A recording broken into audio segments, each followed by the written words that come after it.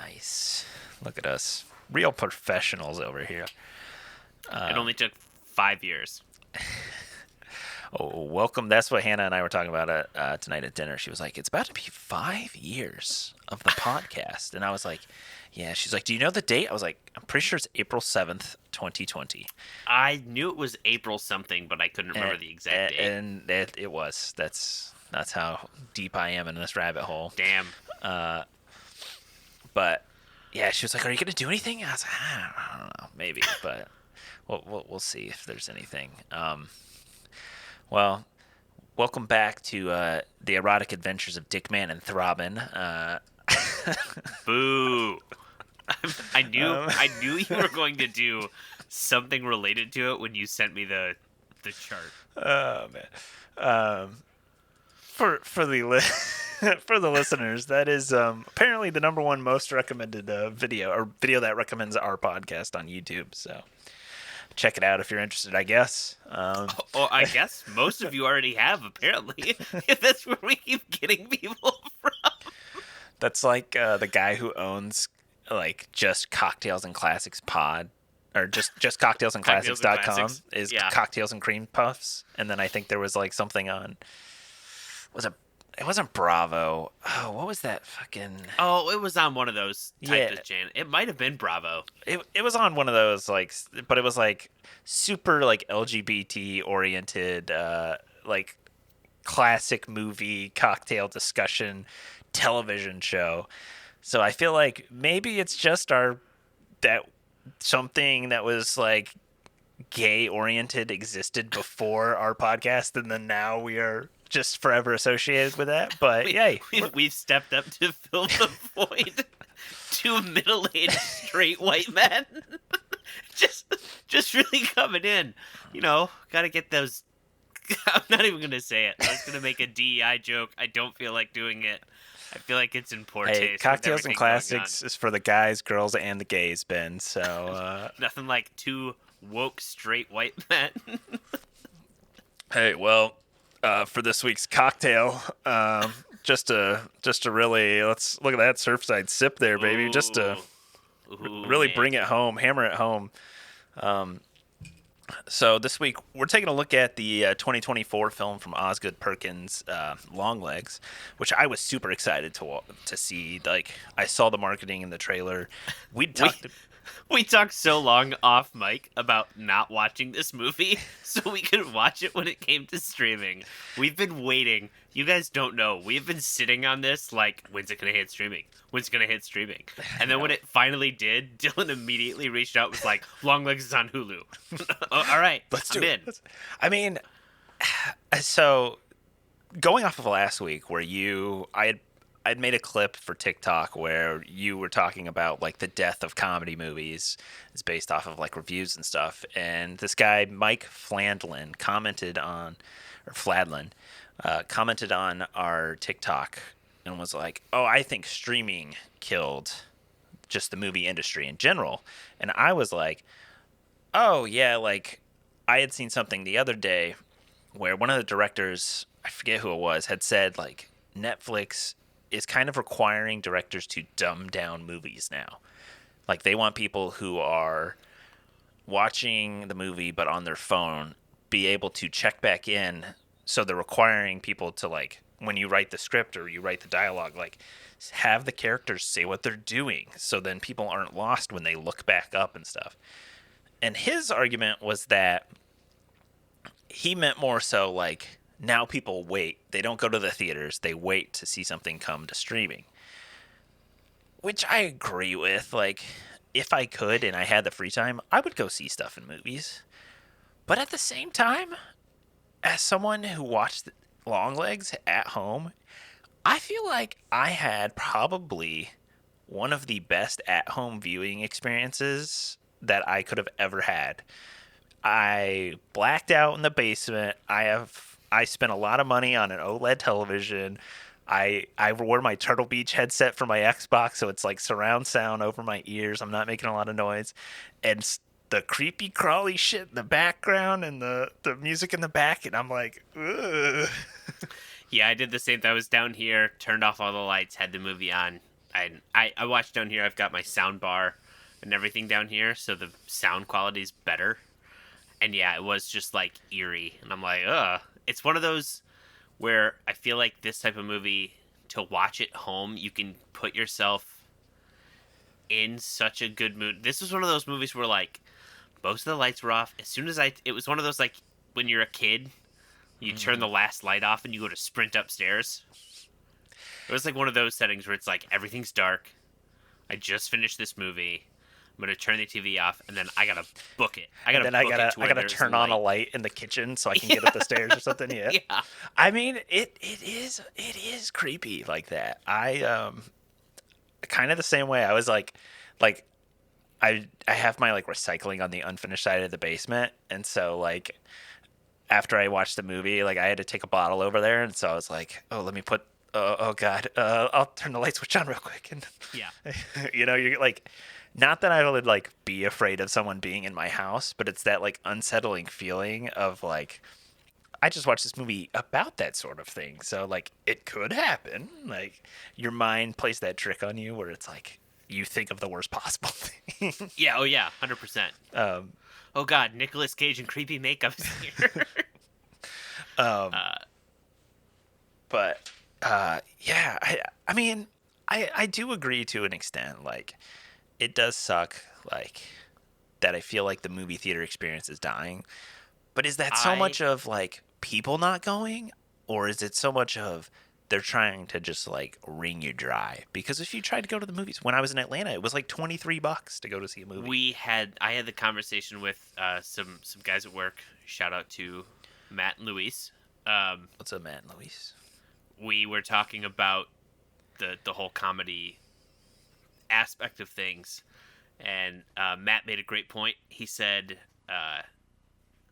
if I'm going to the movie theater where I'm going to be dropping like $50-$60 between tickets, concessions, and everything else, I don't want to do a movie that I feel like I can get a better experience watching at home.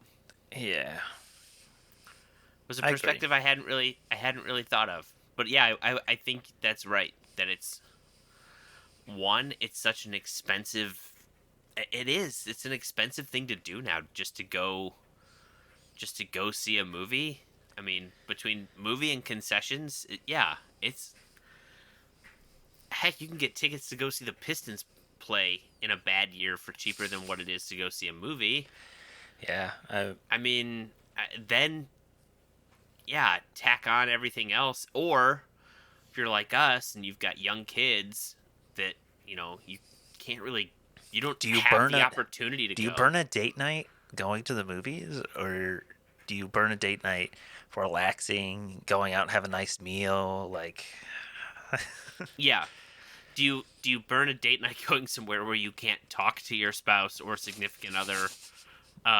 Perfect. Ideal date night. God, if I didn't have to talk to my wife now. Well,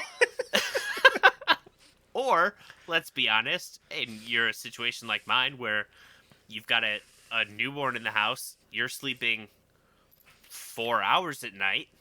If I go to sit in a dark movie theater in one of those reclining seats with the heater on, yeah, I'm out. I just spent $40 to take a nap. Most expensive nap I've ever taken. What am I doing? That's I've started reading again at night, and I'm like, oh yeah, really enjoying this part of my. Oh yeah, oh god, all right, what was happening there? Oh god, I fell asleep. All right, maybe I should just close the book. Okay. My wife literally the other night looked at me and said, "You need to go back to bed." I said, "What do you mean?" She goes, "You're literally sitting up straight, and I'm watching your head." This was at like 2:00 in the morning. She's like, I'm literally watching your head like go off, and then as you're about to fall over, you shoot back awake. She's like, you're about to pass out sitting straight up. You're a fucking vampire. Dude, it is rough. But yeah, are movies getting dumber?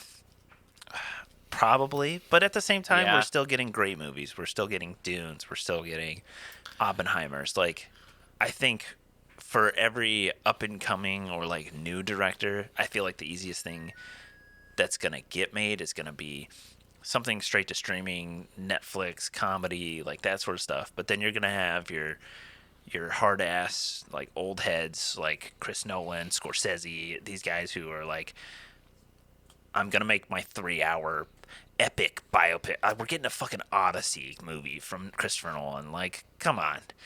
Like, movies not dead. I just think there is so much saturation to the market now that it's like, I'm gonna go see these 5 big blockbuster movies because it's $25 a ticket. So I'm gonna spend my $100 a year on the Odyssey. I'm gonna spend it on Longlegs or whatever. I'm gonna spend it on a complete unknown. I don't know. I'm just naming fucking movies off the top of my head. And then the other stuff, I can wait a month or 2 months until it comes to streaming, because the fact is you used to have to wait 6 months plus for a DVD to come out, and now it goes on to Netflix after 2 weeks, or some of it's like you could just rent it at your house after a week of being in the theaters. Yeah. I think that, and the other thing I will say too about, I guess, the idea of kind of like dumbing movies down. One, there's so many revenues for things to be made that I just think sometimes we throw. I believe the word was avenues. We but... like I'm part of the system. I say from my modest house in Michigan, having nothing to do with the entertainment industry. Oh wait, don't you run a movie company? You're the third Weinstein. Oh, whoa, no.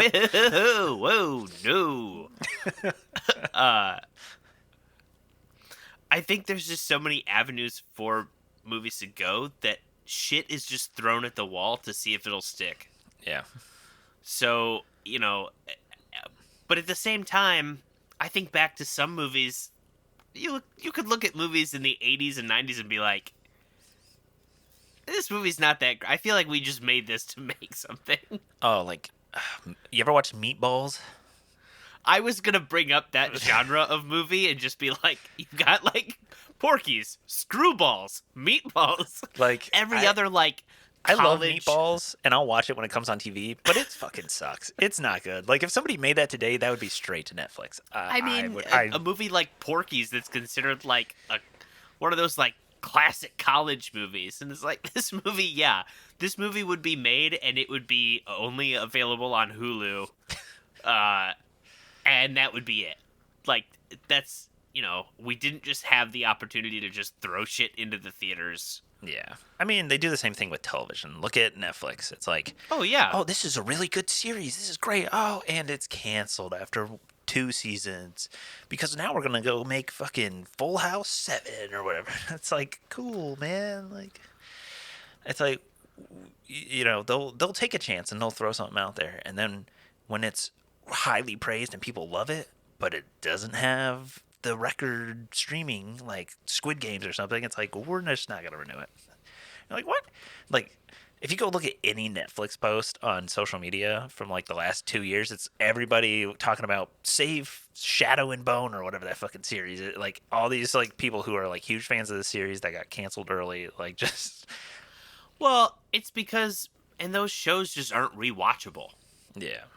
So like, Netflix only gets the viewing number from someone one time, versus people that binge through the dredge that is reality television repeatedly and repeatedly and repeatedly. How Love is Blind season 19 is out. I better go back and rewatch the last 18. Make sure I remember what's going on before I get to this one. That might be me when Stranger Things comes out, like the last season. I'm gonna be like, you know what? I should go rewatch all this. Except that I probably won't, because when I look back at like season 4, where like 2 of the episodes were like hour and a half long, I'm like, oh god, that's a huge commitment. Yeah, 100%. But to get into Longlegs and getting everybody in the right mood, we're gonna go to this week's cocktail. I was trying to find something that was like kind of spooky Halloween themed. There's not a great tie for this cocktail. Let me be honest with you. We've done a lot of cocktails, but This was something that I feel like was like unique that we hadn't really done.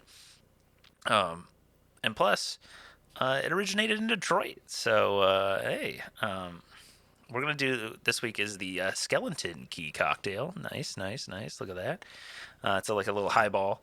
Um, so it is 1.5 ounces of bourbon, 3/4 of an ounce of Saint Germain elderflower liqueur, a half ounce of lemon juice, 3 to 5 ounces of ginger beer, and 6 to 8 dashes of Angostura bitters. And this thing is fucking delicious. Oh my god. This is like the perfect Dylan cocktail. So that's all I got to say about this one. 10 out of 10 would recommend if you like. I mean, if you like a Moscow Mule, I feel like you'd like this. It's like slightly more developed taste as far as like you get some of the Angostura bitters, like some of the bourbon, but it is pretty like ginger beer forward, I would say. So if you're not like a big ginger beer fan, you could always maybe dial it down a little bit. I know you don't like ginger beer, but I am not a fan. No, it's so. I feel like it. Even just a dash of it, it's always just overpowering. this kind of is. But I like ginger beer, so. But you do get the other stuff in there. I will say, like taking a sip, I'm like, oh, it's not just straight up ginger beer. Like I feel like a Moscow Mule a lot of the times it's like, this is ginger beer with a little bit of lemon or lime in there, like Yeah. the faintest hint of lime. And it's an easy one. Like you can mix it in the glass. Like that's what I did. Throw it in there and stir it up a couple times. It's pretty good.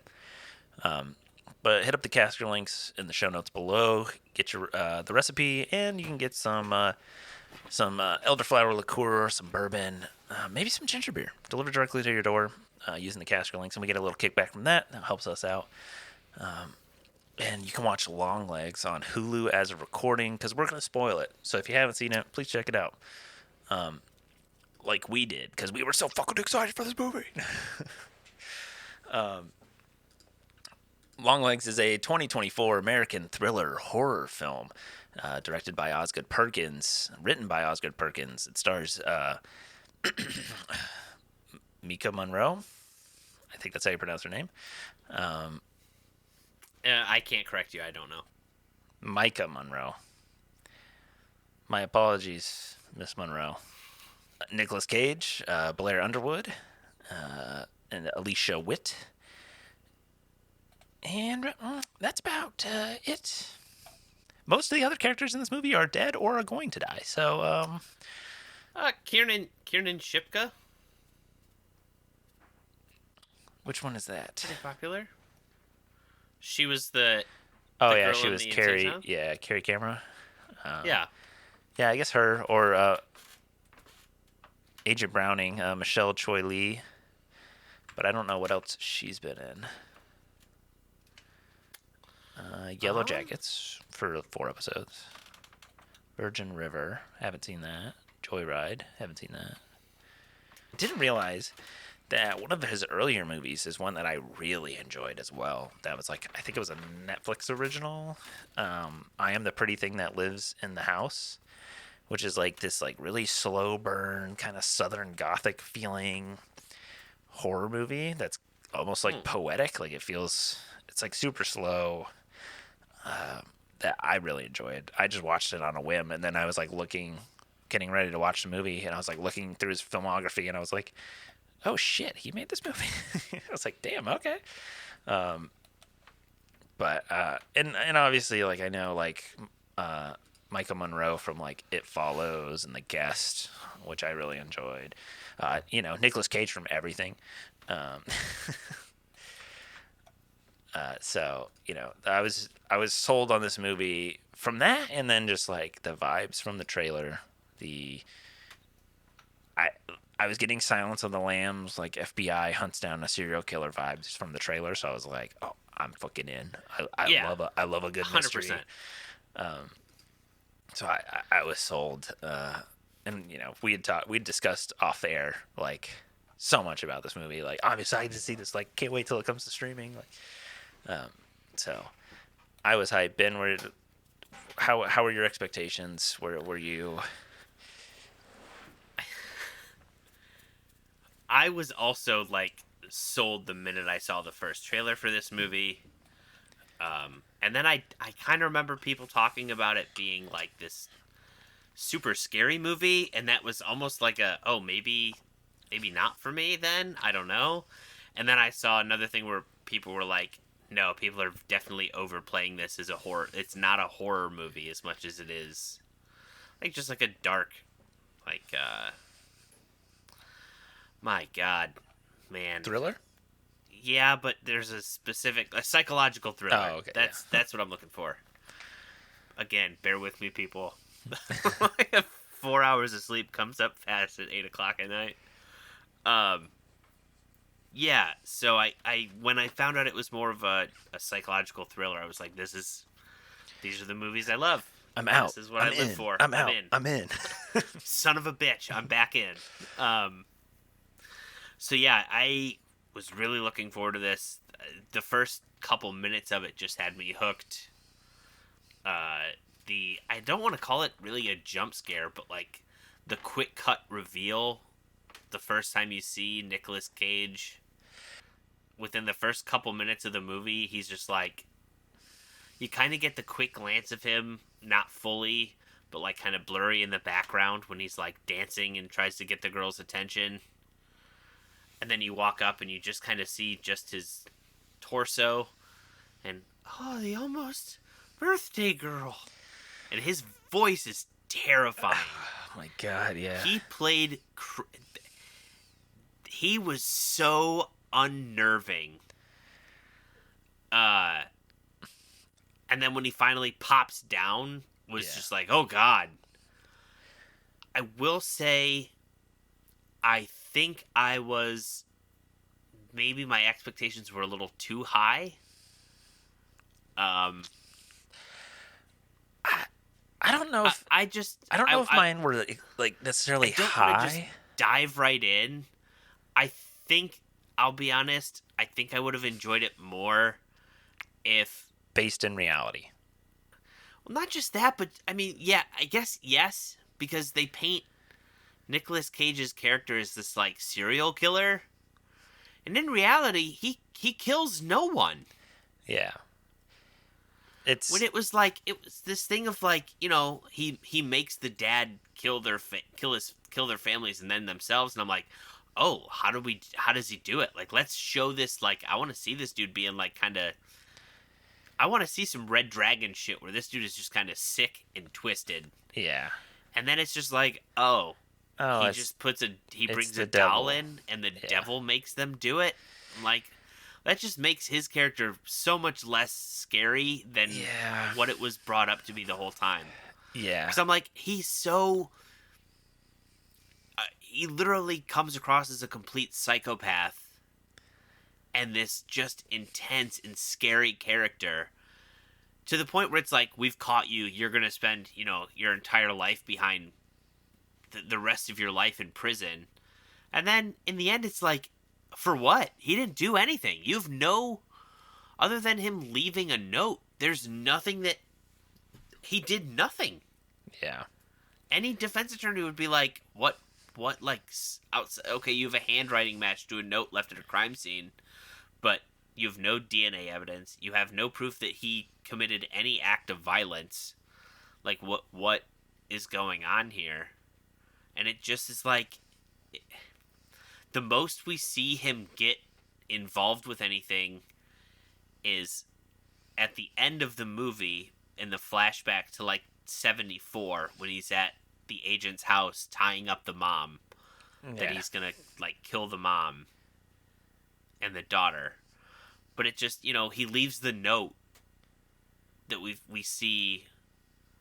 So, okay, I guess let's take this a different direction. All right. This movie was so good at being Eerie. Creepy. without like there's really no jump scare. There's a jump scare to be found in this movie, but you feel like there's going to be one the entire movie. Okay, that's the one thing that I loved about this movie was the cinematography. The way that it's this like it's this heavy use of like a wide angle lens, Yeah. which like creates this uncomfortable feeling, adds so much suspense to the whole scene, in my opinion. Because like the scene that you were going to talk about, I think, where Lee Harker is at home and she first gets that note from like the from Longlegs. Well, not even that. I was going to take it back to the beginning of that whole sequence when she first hears the knock on the door.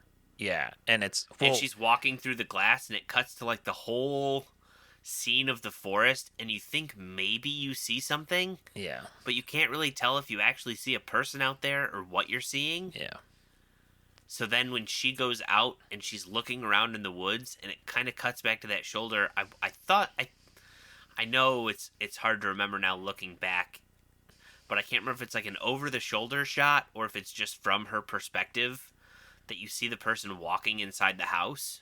yeah. Well, you do see someone out in the woods, or you at least see the Yeah. outline, But and then yeah, it looks like, so to me it looked like one of those things though where you could very easily, so if you have you ever had that where like you hear a noise yeah, and then you're like you see something and you're 100% sure it was a thing, and then you're like you see it the next day in the daylight, you're like, oh shit, it was just this thing that kind of looked like a person, and my brain immediately went, it's a person. yeah. That was my thinking of like, it's gonna be one thing where it's not really anyone was there, she's wrapped up in this, I mean, let's be honest, extremely traumatizing case, Yeah. and is now just imagining things. Well, the like with that wide angle, I feel like it creates so much like empty or dead space in the frame, and so in that scene where she's like sitting down at the desk talking to her mom and stuff, there's so much space behind her, like dead space behind her, You seeing keep the waiting to door. see someone walk through, Yeah. or Oh well, yeah. that's even like after she goes back in and like clears the house, Yeah. and she's like sitting there doing all the, the cipher, and you can just see clearly into the rooms behind her, Well, and it's like you're gonna see something coming. there is like it cuts to a closer shot and there is like sketchy faces behind her at one point and then like Yeah, closes out to the wide shot, or like they sprinkled that in there. I uh, noticed several times they had kind of a what looked like a shadowy figure. when she walks into the house at the end and she opens Yeah, the door and you see in the glass of the door you see the like devil behind her or whatever. um yeah, at the library there's the devil outside, which is like not so much, it wasn't very vague on that one. It was like, oh yeah, that's yeah, clearly like something out yeah, there. And then yes, like a lot of use of like the shadows and stuff when it's like right over your shoulder type. yeah. Um, But all that whole sequence to tie back to like her doing this cipher and then it just being the threat of like, if you tell anyone how you got this, I can't remember what the wording is. It's something like extremely intense about how he's gonna kill her mom. yeah, this extremely creepy scene, and then it immediately cuts to get the Fabletics booty boosters leggings now.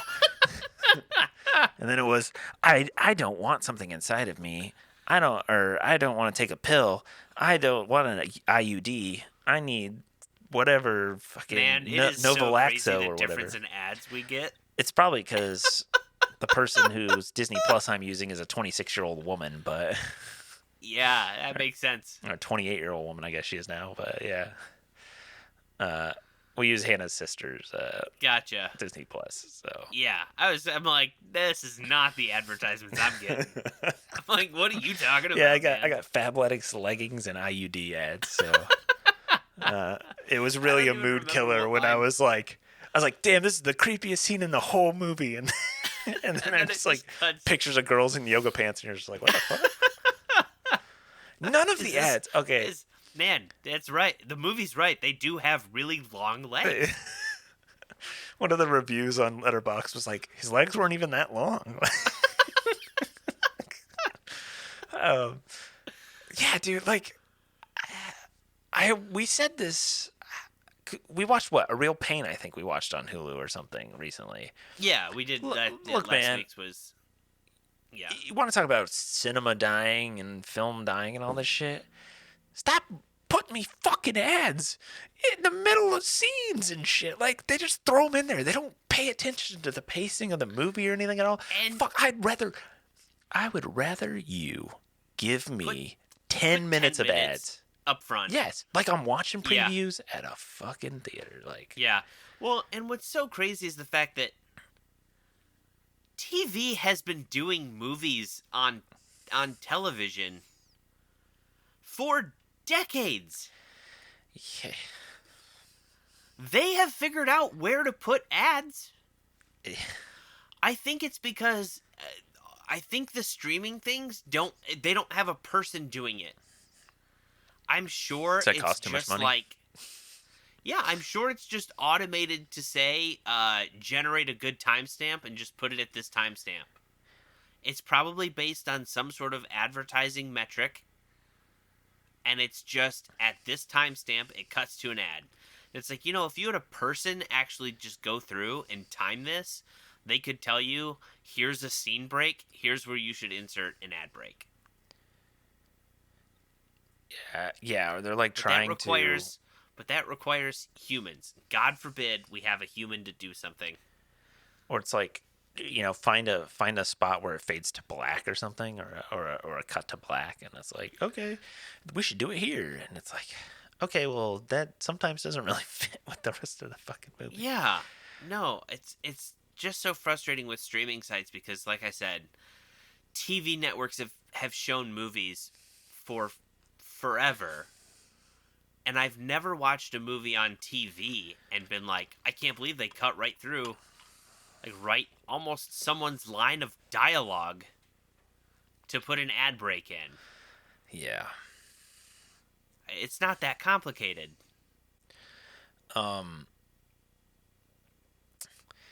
But going back to my original point, yes. I just wish Longlegs would have been, in the end, I The guess, bad more of guy. a threat. Yeah. It just, in hindsight, he was not threatening at all. Yeah. He was just a doll maker. That's it. That's all this creepy dude is. Not like not a doll maker who kills people. He's just a doll maker. That's what I said. Like, it's not. It's hard to complain, or like, not hard to complain. It's hard to explain that, like, I feel like I had all these expectations, these thoughts of like what it was gonna be, and then for it to kind of 180 on me in the last 85%, 75% of the movie, to be like, oh, well, actually, he's just a devil worshiper, and it's the devil, and the mom brings in this doll, which we, like, get this explained to us when she's knocked out, which I just feel like is such a, like, cop-out when it comes to, like, Well, explaining all this. It's like, oh, she remembers. But, like... yeah, well, it's because it's the doll... When she shoots the doll and, like, the black smoke escapes, that's when her memory kind of floods back in.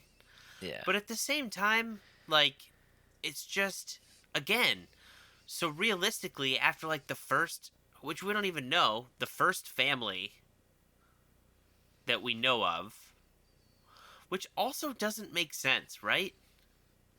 Because Kiernan Shipka's character does not seem like she's older than Lee is. Yeah. But they were supposedly the first ones. Well, when does he go? Well, no. Because Lee's like, she's like relatively young. She's got to be like mid 20s to 30s, right? Yeah, but the other girl doesn't seem that. I mean, I don't know. They don't So really it's- explain what her age is. And So it's I guess in. it could be the same time. It's in But it what, could be about 90? the same year. It's in what, like 97 or something? I 98? know it's in the 90. Well, if it's 98, that doesn't add up. How old do you think? How old was she turning? No, it's when the guy met her, because that was 74. it's 94. Well, I don't remember when Bill Clinton was fucking president, but Bill Clinton is president during the movie. So it's 1994. because yeah, it's 20 years later when Harker uh, is there. So yeah, I mean, so she's at So I least guess it's about the same year she's probably then. like what 26 or 7 or no, it was what her ninth birthday, so she's almost 30. Yeah. So I Okay. mean, because if she is she visited first technically then Well, that's what it makes it seem in the end, doesn't it?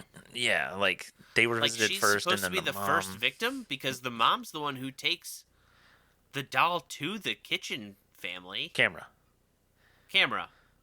What was I thinking? Kitchen. Freddie Kitchens. Man, I don't know. I don't know where the fuck that came from. um Now there might be a family called the Kitchens. I don't know. But yeah, I don't know, man.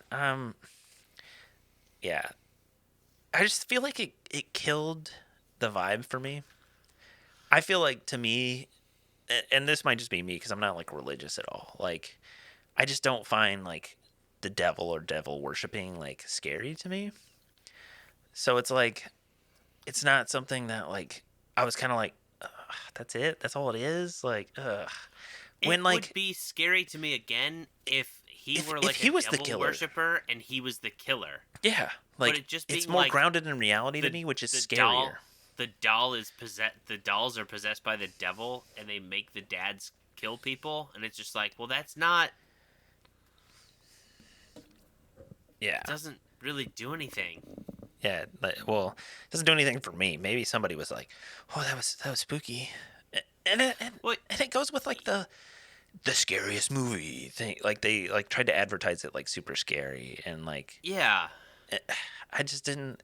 It didn't need to be. It was a creepy, unsettling movie. I was like my skin was crawling. I think throughout, Mhm. but then it was like once it got to a certain point, it just kind of threw that out the window. I feel like. Once they actually caught Longlegs, it was just seemed like the movie went from this super unsettling to just kind of this like meh. Yeah. And then, well, even then, really, you kind of went through. I'm trying to think when they go back after he again spoiler alert after he bashes his head into the table to kill himself, That was fucking crazy. which again that was an intense scene. It fit, everything kind of worked out with it, but then it's like, well, he had an accomplice and it's becomes obvious that the mom was the accomplice. It's like, okay, even this has the opportunity to be Yeah. super intense and Like when she like, kills the other agent, yeah, I was like, fuck, like she's gonna have to stand off with her mom or whatever, and then it was like nothing. She, yeah, and then it just dives into like, well, they didn't really kill anyone. They just delivered dolls to these people's doors. yeah. It's Well, like, and then what the but like the hell? end, like the grand like The grand end, reveal it. yeah. At when it goes to um Agent I'm trying Carter's to remember his house, name. Yeah, Carter's um house. with like Ruby and Anna's like Ruby's birthday or whatever, and it's just like, oh, you have to let it happen. You have to let, and then like they go and like she gets killed in the background, I guess, and then he comes out. It's like I don't know, like it wasn't like it wasn't tangible. Like the death happens off screen, and then like he comes in and she like immediately shoots him, and then shoots her mom, and it was just Yeah, like okay, well, kind of and just then fell flat on and his then face. can't kill the devil doll, Yeah, which weirdly they can't kill, but the the autopsy mortician was able to cut into it.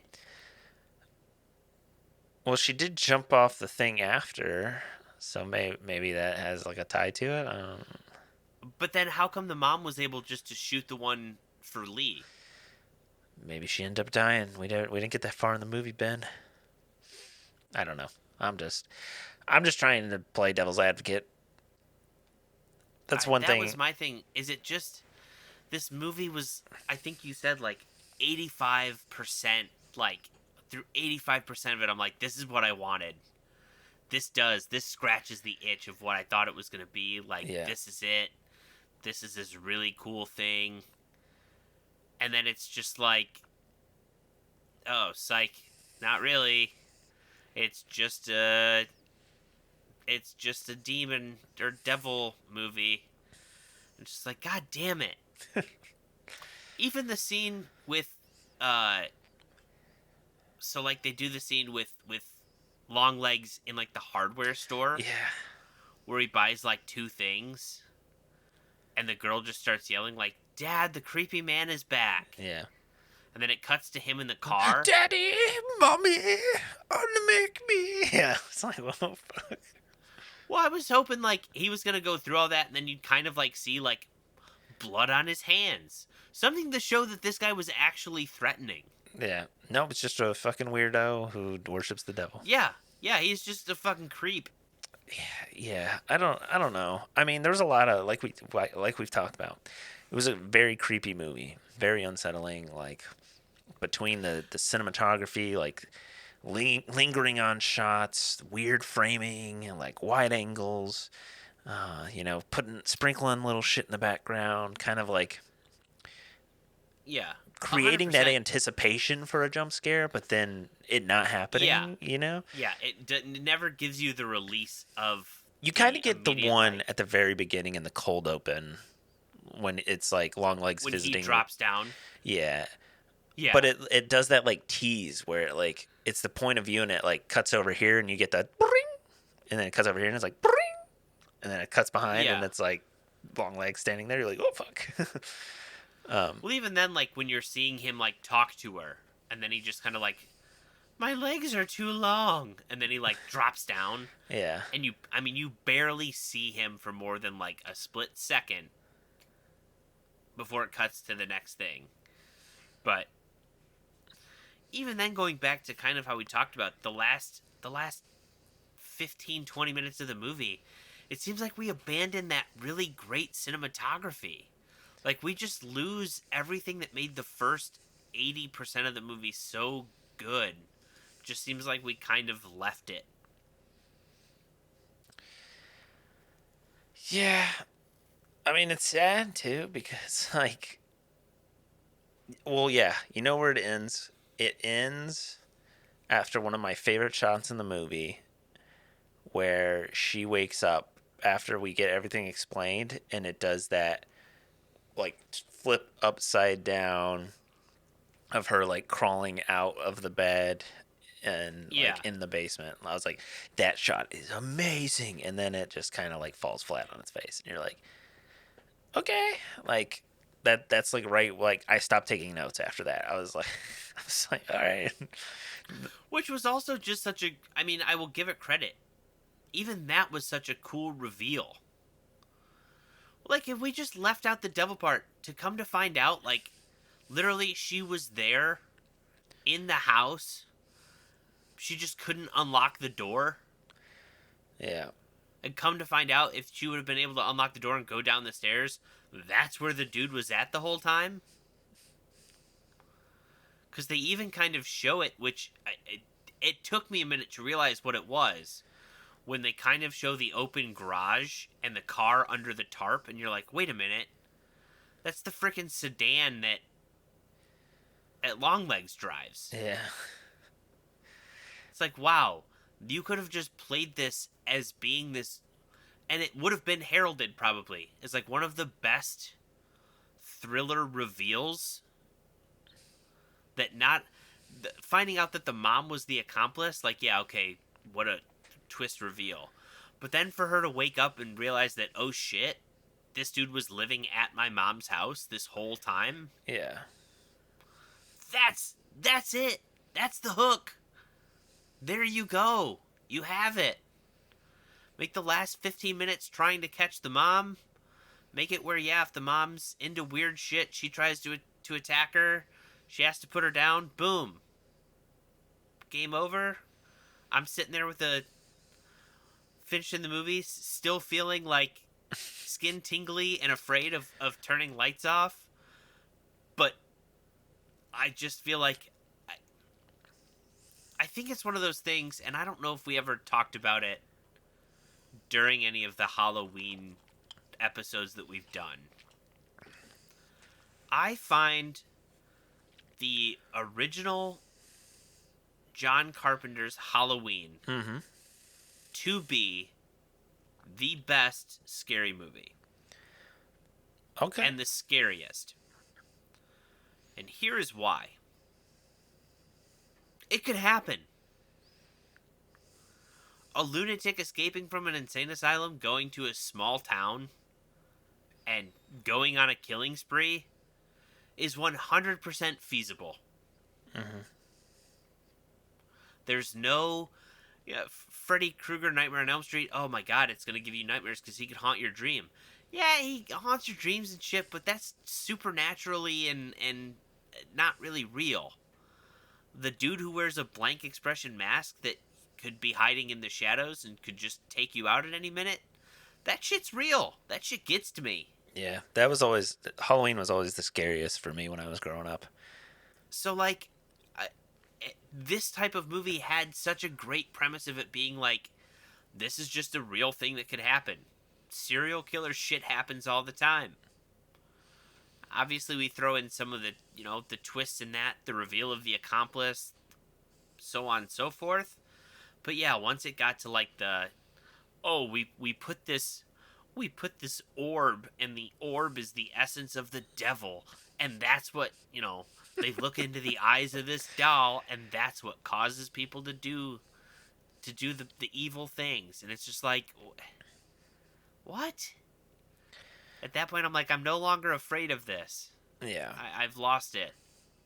I 100% agree with you there. Like, I like the things that are grounded in reality. Things that are scariest to me are things that could actually happen, real world things. Like, that's why I don't like body horror, really. Like, body horror is like, especially when it's like, like Hostel comes to mind. Hostel, I'm like, no, absolutely not. Like, See, mine is like Saw. I love the concept of it. yeah. This whole death trap, like, punishment thing. Like the or morality, yeah. Like, yeah. Saw 1 is like one of the best Yeah. horror films ever made. Once it got ridiculous and like got away from that, once it gets to the point where it's just gore for the sake of gore, I'm like, this isn't scary to me. It's just gross. It just grosses me out. It makes me feel sick. That's not horror. That's just yeah. Yeah, that's not horror. That's just the reason I'm not a doctor. Yeah. Yes. Yeah. That's the reason I didn't go to E-Bombs World in middle school. What a fucking reference, Jesus. I'm here, man. I'm here. Low sleep, but I'm still locked in. Oh my You're giving the people what they want. E-Bombs World references in the year of our Lord 2025. Yeah, Jesus. Yeah, I one one of my favorite parts of the movie was when she's at her mom's house. She's in the kitchen and she opens up like I think it was like a box, and there's just like Lee's teeth in there. It's like all of her like baby teeth that had fallen out. She's like, Jesus, Mom, or what? Like, that shit's so funny to me because my mom just gave me like a box of my kid things, and there was a fucking manila, or not even a manila envelope, like a business envelope of all of my baby teeth in there. And I immediately threw that shit in the trash because I was like, what are you supposed to do with it? What is this? Why would you keep this? What am I supposed to do with this? Like, that's what I'm saying. What are you supposed to do with that? The tooth fairy's not going to come back for him. Yeah. Yeah. No, I was like, so I can do tradesies with my friends? The fuck am I supposed to do with a bunch of kids' teeth? Start making necklaces and effigies out in the yard. Yeah. Bleach my skin and hair white and dance around with people while singing, Mommy, Daddy, undo me. Would you like my teeth? What kind of serial killer shit is that? That's what I said. That's literally what I was like. What the what kind of shit is this? Talk about Red Dragon and the Tooth Fairy. Oh, This is the reverse Tooth Fairy. This person leaves baby teeth at the scene of their crime. And also, we were able to track him down immediately because it had his DNA. um, yeah, I don't know. I feel like the cold open kind of like set up this nice creepy vibe. Then we meet Lee and we go through the first little bit, and I was like, okay, this is setting some shit up. Like, she's a weirdo. Like, is she slightly neurodivergent? I don't know. She's just kind of like to herself, but she's apparently psychic. Like, she just watched her partner get blasted. That was fucking crazy. And I'm like, okay, yeah, Lee, like, all right, she's the one for us, right? And we started getting into this case, and I'm like, all right, I'm buying in, I'm sold. And then even once we get that doll and the like tech. Oh, in the And the barn. yeah, once we get the doll and like he's got the tech's like doing the thing with the ball and we're like seeing shit and I'm like, sure, I'm buying it, whatever. Like she can be half psychic, semi psychic, that's cool. Yeah, But it like yeah, yeah.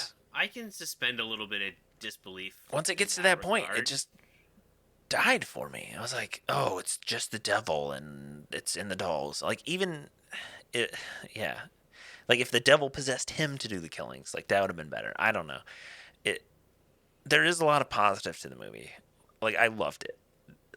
Going in, I thought it was gonna be like a Silence of the Lambs esque FBI like thriller, which I'm kind of hard pressed to think of one I've seen in a while. Because I like I ended up going to school for movies, but this was what I really originally wanted to do. I wanted to be an FBI agent. I wanted to go into criminology. So like special agent, like detective stories, like X Files, this Silence of the Lambs, like uh, what's the Mind Hunter, like that shit. Like I eat that up.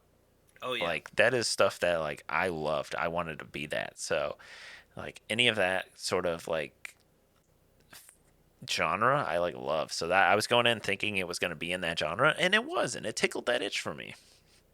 And scratched that itch, not really tickled it, I guess. I don't know. Um Mommy, Daddy. It I'm gonna quote that so often. and no one's gonna know what People who haven't seen the movie are gonna be like, "What the fuck is this dude talking about?"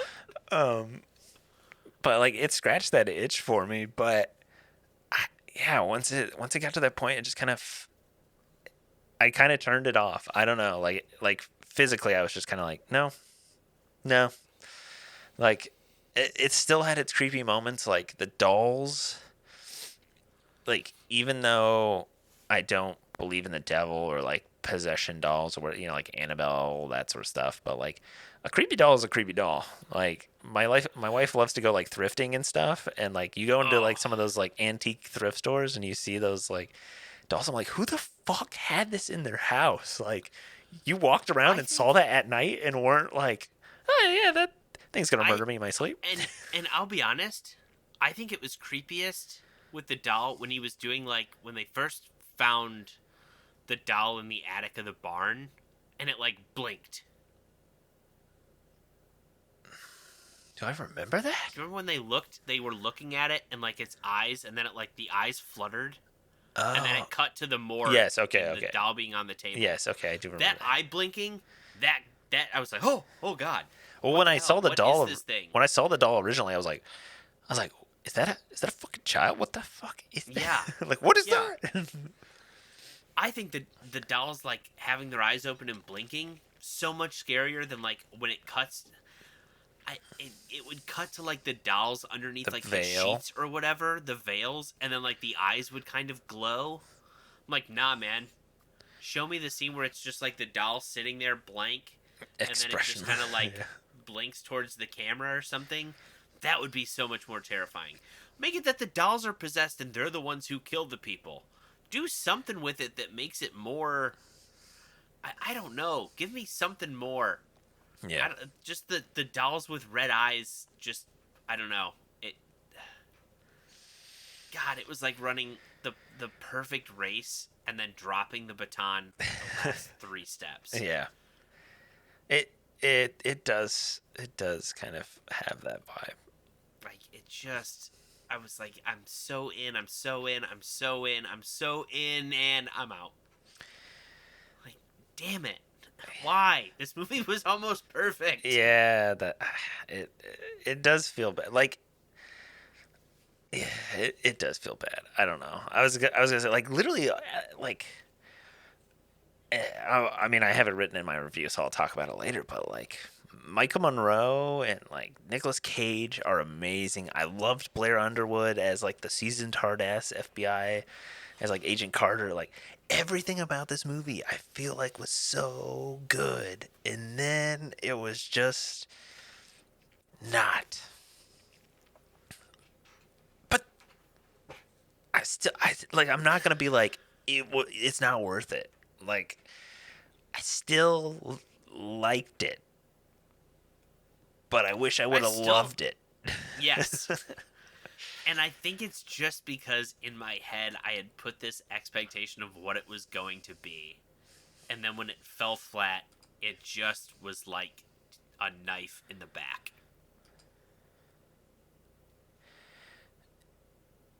Yeah.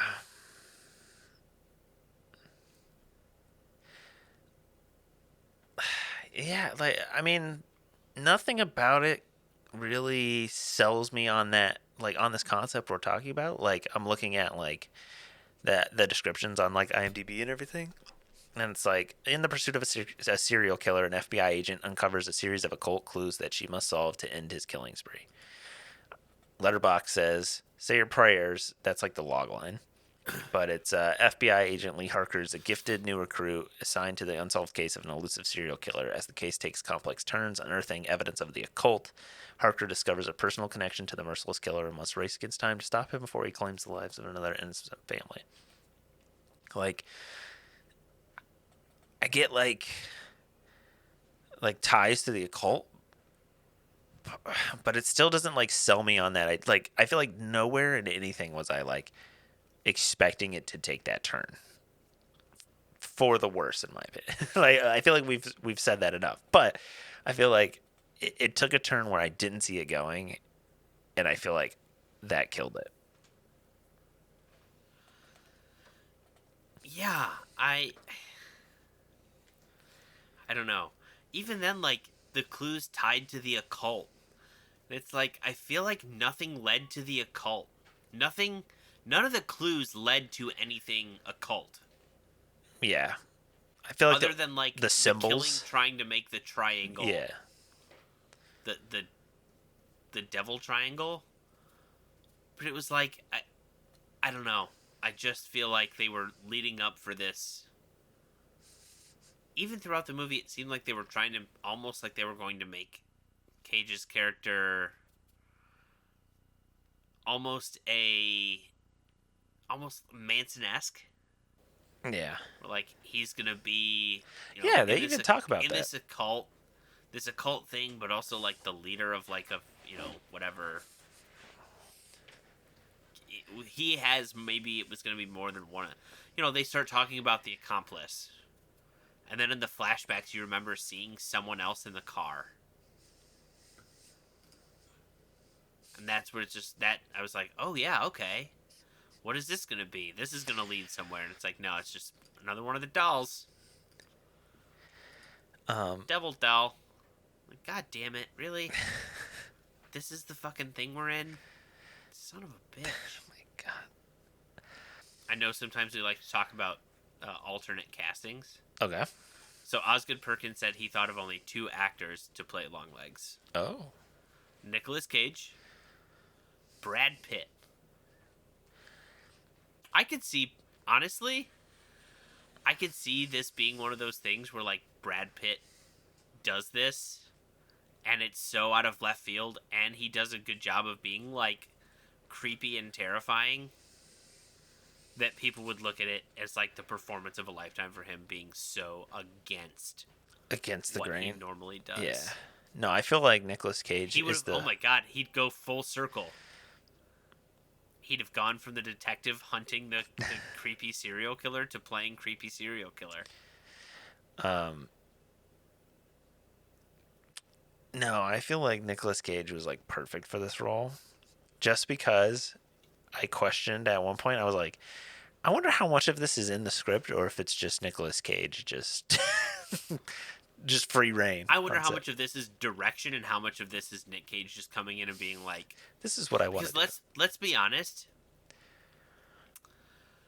I don't think Nicolas Cage. I enjoy the things Nicolas Cage does. Yeah. This what I'm going to say is going to sound like me shitting on Nicolas Cage, and I don't want it to come across as that. Nicolas Cage doesn't strike me as the type of guy who does like a ton of character building research type things. He seems to me like the type of guy who's like, I'm gonna come in there, improv it, and kind of grip and rip, baby. Like, let's just fucking. I'm gonna go in, get in the makeup chair, see the test makeup, and from what I see after we do that makeup test, that's the character I'm getting to, and like that's where I'm dialing into. And I just want to know how much of it was like the director being like, okay, Nick, can you do, can you give me it a different way, and how much of it was Nick Cage just being like, I'm just gonna fucking rip this shit and be See, creepy I as think hell. this one is different though. I mean, I know like he has said since he's been like, oh, I'm never gonna play a serial killer again because I don't like violence, like I don't like that sort of thing. But I do think that like he said that um in something I've seen with Nicolas Cage, he mentioned that like his look in the movie is because when he was a kid, he had seen his mother like there was something and he like saw his mother like turn and had like her like face mask on or something and it like terrified him as a kid. And so that, like that's kind of Hmm. like where the look came from. Um and then I feel like that like Nicolas Cage, kind of like what you were saying, like he's like he just does so much shit. But then I feel like he's a good actor when he actually like I don't know if it's like gives a shit or like takes a good script or a good movie or a I role that's think good for him. I think Nick Cage has fallen into that trap that several actors have fallen into, where there's some issues monetarily, whether that be through relationship things or whatever other issues, and it comes to be a point where bills need to be paid. So you take anything that comes across the desk, and then as you take the things that come across the desk that aren't that great, the reputation starts to dip to the point where then the only things you're getting are those types of movies. And I think Nick Cage is such an actor. Like, he is very good and very talented when he has something he can really sink his teeth into. When he has something that he can really kind of put effort and like development into, versus things where it's just like, yeah, Nick, you're this generic thing. Like, okay, well, I'll do it. Hey man, just be Nick Cage in this movie. All right. Um, this says that Michael Monroe was completely kept in the dark over co-star Nicolas Cage's transformation as the titular serial killer, and had never seen Cage in character until they shot the infamous interrogation scene, which also happened to be Cage's final day on set. During filming, Monroe wore a microphone on her shirt, uh, which, along with her dialogue, was sensitive enough that it managed to capture her heartbeat as well. Her initial resting heart rate was 76 beats per minute, and when the scene ended, it had spiked at 170 beats per minute. The sound of her panicked heartbeat was then used in final production trailer prior to the movie's release. In an interview with IndieWire, Monroe called it was insane, absolutely insane. She said, "As you know, he completely transformed. There's no trace of Nick in there. His voice, his mannerisms. He was very much method on this. So it was in character, and it's a very disturbing character, to say the least." I was just reading the same thing Oh my when gosh. you started it. I was already like, oh my god. All right, because the next, yeah, one, that's insane. That just be like, it's his last day, and also now it's your. But I guess it makes sense when you think about it. Those two characters outside of the interrogation, they never cross paths. Yeah. Um, so here's the breakdown of all of the times that Satan, quote Satan, the shadowy horned goat creature, appears. One, when Lee is shooting on the floor, reviewing case files. Two, in the woods outside her house. Three, in the kitchen when she's reading the card from Longlegs. Four, in Longlegs' basement by the stairwell. Five, in the window between the two bookcases when she is investigating the library, which we had talked about. Six, the small window of the kitchen's rear entrance door, which I do remember that. Seven, during the childhood bedroom flashback in the doorway. Eight, in the window of the basement at her mother's house. Nine, in Lee's bedroom when the mother is revealing the story of the doll maker. And 10, in the reflection of the front door of the Carter home as it's being closed at the end of the film. I feel like I did actually get all of those. I don't think I did see most of it. But I was like, definitely, I feel like the thing that happened for me was like, was like, there were scenes where it was like super wide and I don't know where to look. Like I'm looking all around for something like to be seen in the shadows or whatever. And like at a certain point, I was like, I just gotta focus on the main character. Like there's like so much, like so many things happening. Sometimes there's stuff not happening. I'm like, okay, I just gotta. I was gonna say, the like the Letterboxd reviews for this movie are just funny. The number one review is calling yourself Longlegs as a serial killer is so cunty low key. Like, what if I went by the big fat juicy booty strangler?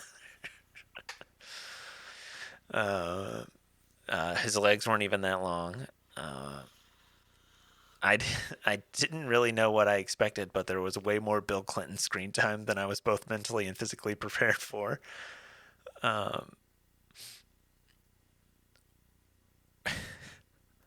Really captures the horror of not knowing what you're supposed to do while someone sings happy birthday to you.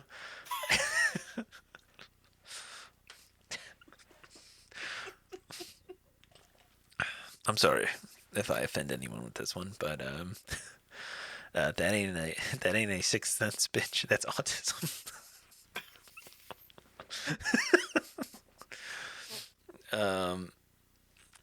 Oh, dear God. Shit myself and felt it running down my long legs.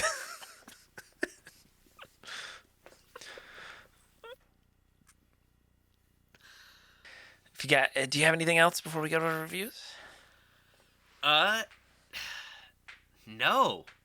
No, not really. I feel bad. I feel like we spent an hour talking in circles about the same thing Yeah.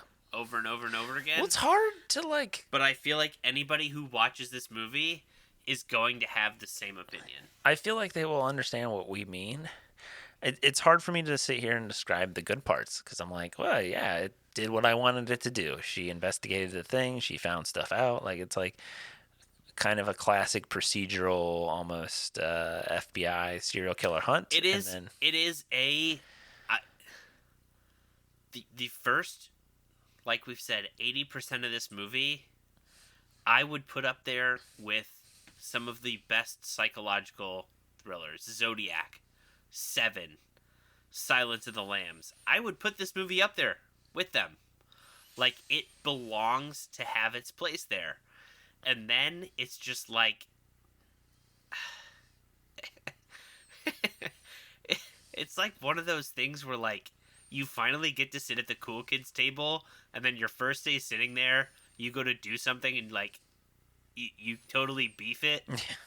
And it's like you worked so hard to get here, and now you completely ate shit, and you're at the bottom of the pyramid again. It's like that's what you've You done. can't sit with Like you us did anymore. all of Sorry, this, buddy. you did all of this great work, and then you farted while bending over to pick something up, and now we can't look at you the same way. You sure that was just a fart? If they can't look at you the same way? I mean, look, man, you're always gonna be the person who every time now you go to bend over to pick something up, someone's gonna go. They're always gonna make that joke.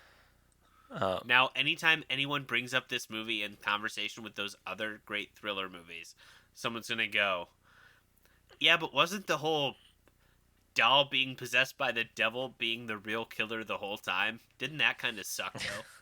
wasn't that kind of lame and take away from everything? Yeah, didn't that kind of ruin the whole movie for you guys? Because it kind of ruined a lot of it for me. Yeah. It's just like, damn, okay, shit. What am I supposed to say to that? What do I do? I don't know. Yeah, it is rough because it's still a really good movie. It just was not what I wanted. Um, Ben and I had never seen Longlegs, so you're gonna get two fresh reviews uh, from the Goob Squad this week. Do you want to lead off, or you want me to lead? I got a whole nice paragraph here to read, so mine You can go be nice and ahead. concise. Um, You go ahead, okay. and then I'll just yeah, I can be pretty cut. These were my notes. As soon as the movie ended, I just blotted it down. So um, my immediate reaction was, I really loved the vibe of this movie. It was very unsettling, had me on the edge of my seat, had my skin crawling throughout. I watched in my basement on the OLED, lights out, surround sound headset on, so I feel like I got the full effect. Some of the creepy, like mood building sound effects were like right behind you or in your ear, and you're kind of because when I first turned the movie on, I was like watching, and I had the volume kind of low, just playing out loud, and I was like, I feel like at this point in the movie, it would be kind of creepy music, like for what you're trying to set up, and then put the headset on, and I was like, okay, well, I'll just watch the movie with it on. Um, Nicolas Cage and Maika Monroe do such a good job. Loved Blair Underwood as the seasoned hard ass FBI agent. I think it did a lot for me and scratched that itch that a like mystery noir psychological thriller serial killer hunt movie does for me, or TV show. My biggest complaint would be that I don't think everything works. I don't love the accomplice devil doll shit. Like explaining everything in the third act when she like gets knocked out. It just kind of took the sails out, in my opinion, the air out of the sails, in my opinion. Um, but like I said earlier, like for 85% of the movie, I was locked the fuck in, baby. Like I was like, keep giving me more, giving me more. Um, I'm gonna give this movie a 7 out of 10. If you want creepy vibes, a decent hunt and chase, mystery, spooky horror elements, but it's not like a full nosedive into horror, I think it's one that you really should really check out. And if anything, it makes me want more of these. Like, I want more Mindhunter. I want another Zodiac. I want another like Silence of the Lambs, or like a procedural like FBI serial killer hunt. Like it's just something about it is so good. If you can hit it on all cylinders and just get the mood right, like man, it's so good. Yeah, I think you touched on a lot of the things that I also had. Um, this movie had the makings to be a perfect 10 for me. It had so much of the things I love. And the last like half hour just felt like such a letdown for me that yeah, it's hard not to just ding it. And the problem is that we even talking about the cinematography, I when I think back on this movie, I'm going to think of maybe three scenes. I'm gonna think about the sequence at her house. I'm gonna think about the sequence of them investigating the barn, Mm-hmm. Because again, it's another one that created this just feeling of, What's going to be around the corner? yeah, especially as they're following the X's around the different, up the stairwell and all of these things. Um, I'm gonna think about the scene when she goes in to look for her mom, and she looks out the window to find her mom, shooting the other FBI agent, and that being like a big, like, kind of suspenseful moment of what's going on. And then all of that's gonna be drowned out by the fact that I remember that the villain of the entire movie was just the devil possessing dolls. Like, oh yeah, and then Nicolas Cage's character makes dolls? That's his whole.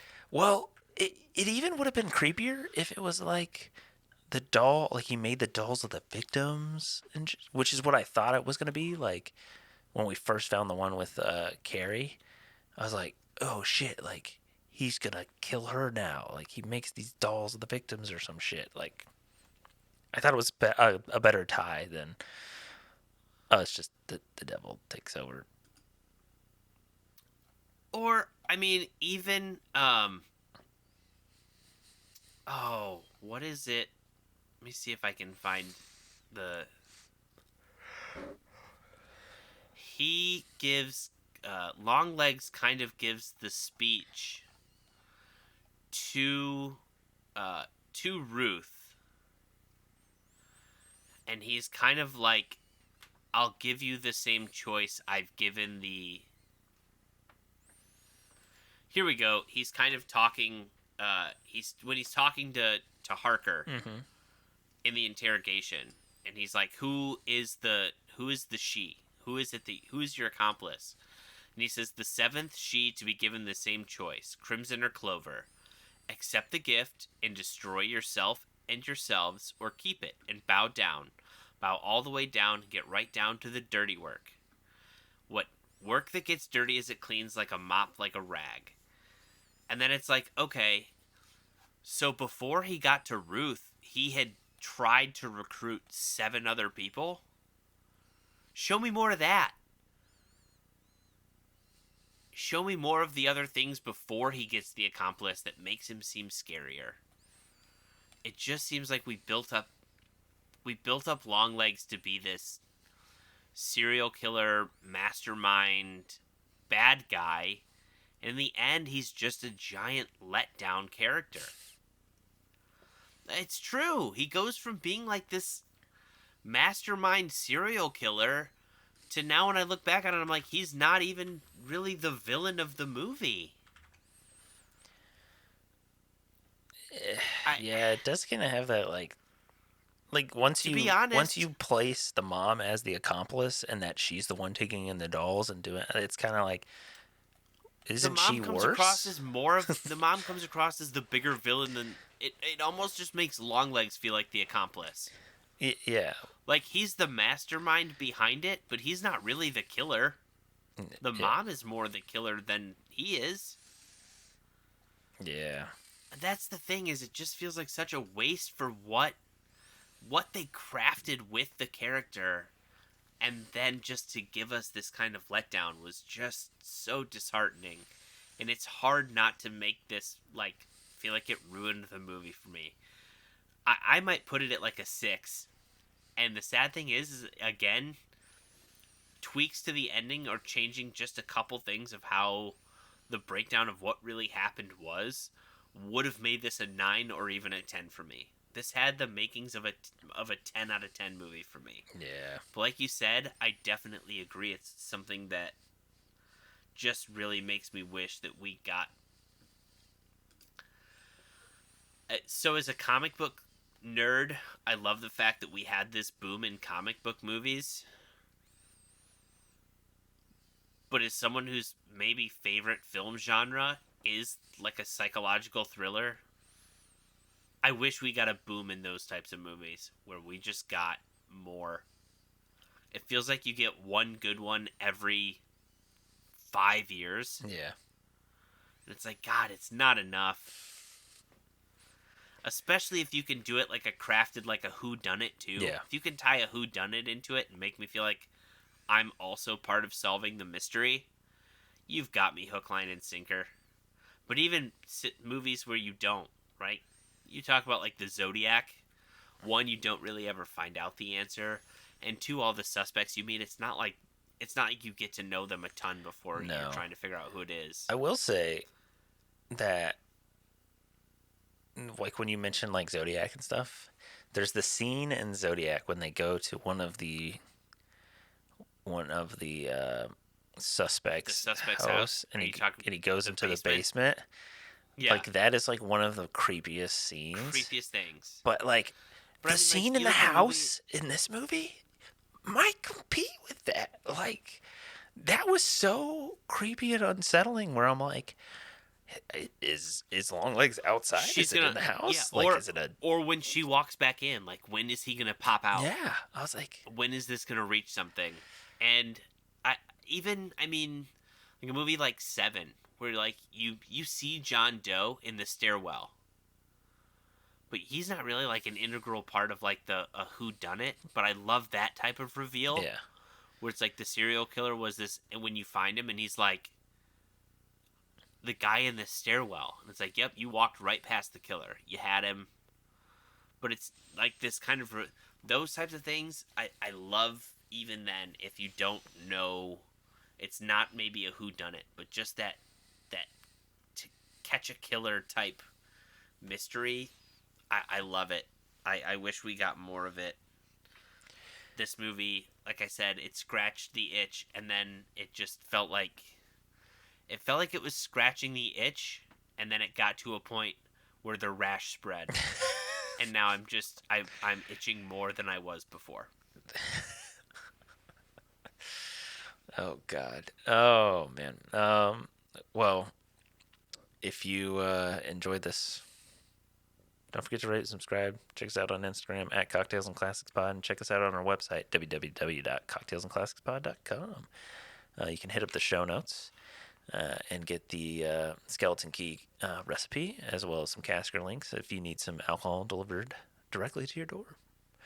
You can watch Longlegs on Hulu as a recording, so check that out if you have not. And you can watch us next time, listen to us next time. And then, as always, watch responsibly.